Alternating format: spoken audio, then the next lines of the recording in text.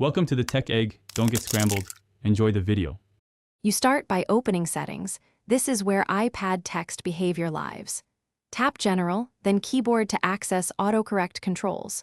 Once there, make sure you're signed into the device and not in guided access so changes apply immediately. You'll see options like autocorrection and check spelling. We begin by toggling these switches to view current defaults.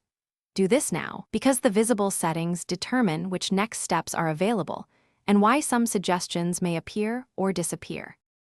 Once in keyboard settings, toggle autocorrection off or on depending on preference. This controls automatic replacements.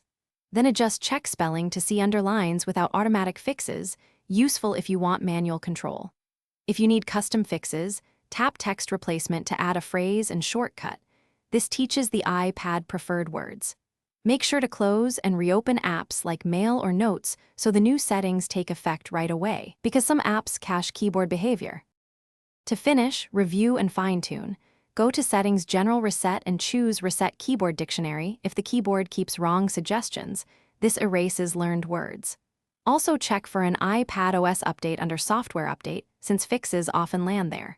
If autocorrect still misbehaves, reboot the device to clear temporary glitches.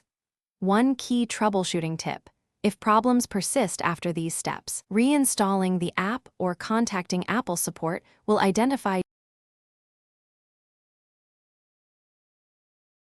Thanks for watching. Consider subscribing if I helped unscramble your problems.